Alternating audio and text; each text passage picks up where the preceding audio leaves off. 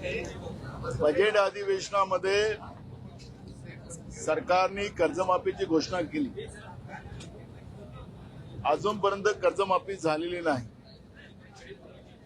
त्याचप्रमाणे महाराष्ट्रामध्ये पूर्ण जून महिना ओलांडला, पाऊस पडलेला नाही, शेतकरी चिंतातूर आहे, पिण्याचं पाणी नाही, जनावरांना चारा नाही, अशी भयावह परिस्थिती महाराष्ट्रात निर्माण झालेली आहे. मी आज विधानसभेमध्ये तो मुद्दा उपस्थित केला. स्वतः मुख्यमंत्र्यांनी बजेट अधिवेशनामध्ये सांगितलं की अल्निनोचा यावेळेस परिणाम आपल्या महाराष्ट्रावर होणार, दुष्काळाची परिस्थिती निर्माण होणार, हे भाकीत मुख्यमंत्र्यांनी स्वतः केलेलं होतं.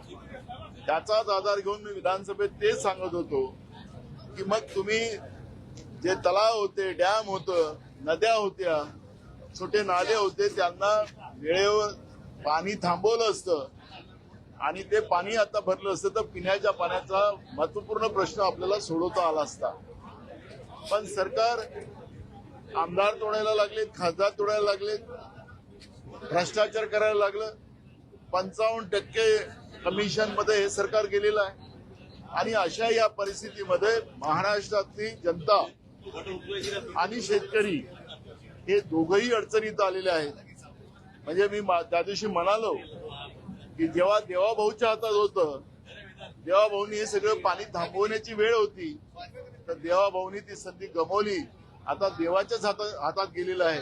अशी परिस्थिती आता निर्माण झालेली आहे. विधानसभेत जेव्हा भूमिका मांडली, सरकारच याच्यावर चर्चा करायला तयार नाही. आणि अशा पद्धतीचं या पद्धतीचं निर्दयी सरकार हे महाराष्ट्राने पहिल्यांदा पाहिलेलं आहे.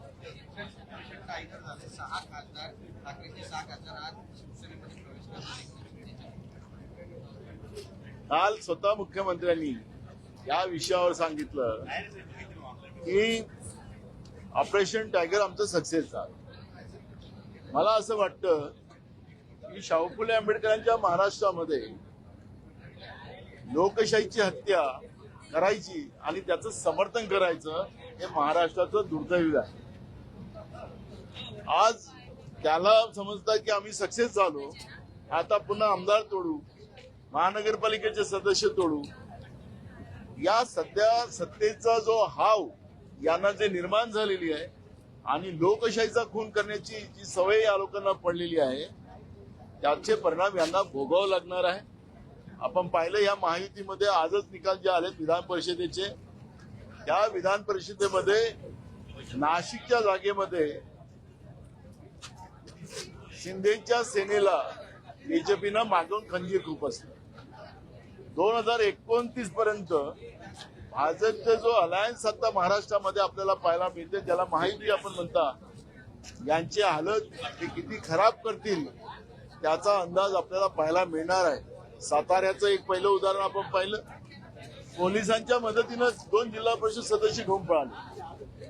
आणि आजचा नाशिकचा निकाल हा महायुतीतील 2 ज्या पार्ट्या आहेत, शिवसेना शिंदे आणि राष्ट्रवादी अजित पवार गट, या दोघांना याचे परिणाम काय भोगावे लागतील त्याचे हे पाऊल खुणा त्यांनी ओळखल्या पाहिजेत. एवढंच आम्ही या ठिकाणी सांगू शकतो. हे लबाडांचं जेवण आहे. हे जेवल्याशिवाय पूर्ण होणार नाही.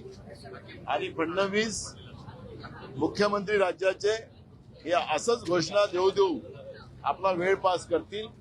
ज्या सरकारजवळ ठेकेदारांचे 90,000 कोटी रुपये द्यायला पैसे नाहीत, नळ योजनेचे ज्याची घोषणा केली होती नरेंद्र मोदी देशाच्या प्रधानमंत्र्यांनी की हर घर में नल, नल में जल, नळ तर पोहोचलाच नाही, जल पण पोहोचलाच नाही, पण तो ठेकेदारांचे पैसे आहेत हे सुद्धा देऊ शकले नाही. आणि म्हणून या सरकारचं शेतकऱ्यांना दिलेलं आश्वासन हे केव्हा पूर्ण होईल हे आता सांगता येईल.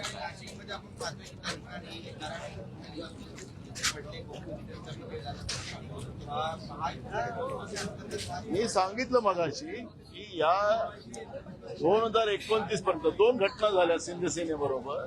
एक साताऱ्यामध्ये झाली त्यांचा बहुमत असतो. त्यांचे 2 जिल्हा परिषद सदस्य घेऊन बीजेपी पळाली पोलिसांच्या मदतीनं. हे तर महाराष्ट्राच्या इतिहासातली पहिली घटना अशी. पोलिसांच्या मदतीनं आपण सदस्यांना त्या सभागृहात पाठवतो, पण इथं सभागृहातूनच 2 सदस्य घेऊन पोलीस पळाले. आणि त्याचप्रमाणे आज नाशिकमध्ये झालेली घटना आणि त्या घटनेमुळे आपल्याला 2 गोष्टी लक्षात येतात या ठिकाणी की बीजेपी सोबत जे 2 गट आज सत्तेमध्ये आहेत ते 2029 पर्यंत त्यांचे हाल काय होतील हे आता त्याचं सांगता येणार नाही. पण जे काही पाऊल खुणा आता आम्हाला दिसतात आहेत त्या या दोन्ही गटांना, दोन्ही पक्षाला हे घातक ठरणार आहे. बीजेपीचं धोरण हे मी या ठिकाणी सांगेन. संपवलीच, राहिली कुठं?